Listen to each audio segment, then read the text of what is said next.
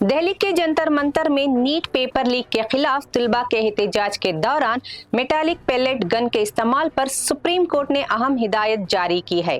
Supreme court نے مرکزی حکومت کو حکم دیا ہے کہ جنتر منتر پر تعینات ریپڈ ایکشن فورس کے اسلحہ اور گولہ بارود کا مکمل لاگ محفوظ رکھا جائے۔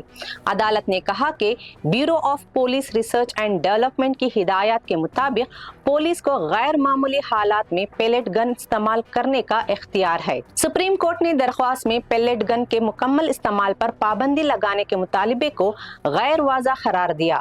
چیف جسٹس سوریہ کانت، جسٹس جے ملیہ بگچی اور جسٹس وی موہنا کی بینچ نے کیس کی سماعت کی۔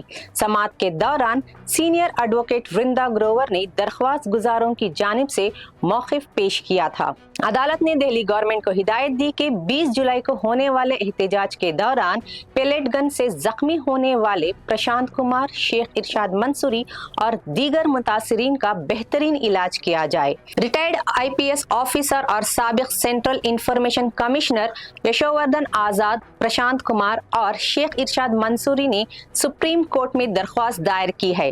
درخواست میں لا انفورسمنٹ ایجنسیز کی جانب سے شہریوں کے ہجوم کو منتشر کرنے کے لیے میٹالک پیلیٹ گن کے استعمال پر مکمل پابندی عائد کرنے کا مطالبہ کیا گیا ہے۔ سماعت کے آغاز میں جسٹس جے ملیہ بگچی نے کہا کہ پولیس کے موجودہ ضوابط کو چیلنج کے بغیر صرف پابندی کا مطالبہ کرنا غیر واضح درخواست ہے، کیونکہ انہی ضوابط کے تحت پولیس کو ایسے ہتھیار استعمال کرنے کی اجازت ہے۔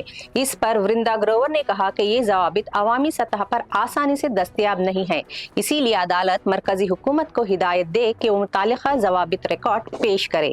مزید تازہ خبروں اور اہم اپڈیٹس کے لیے جڑے رہیں ڈیلی سالار اردو ڈیجیٹل کے ساتھ۔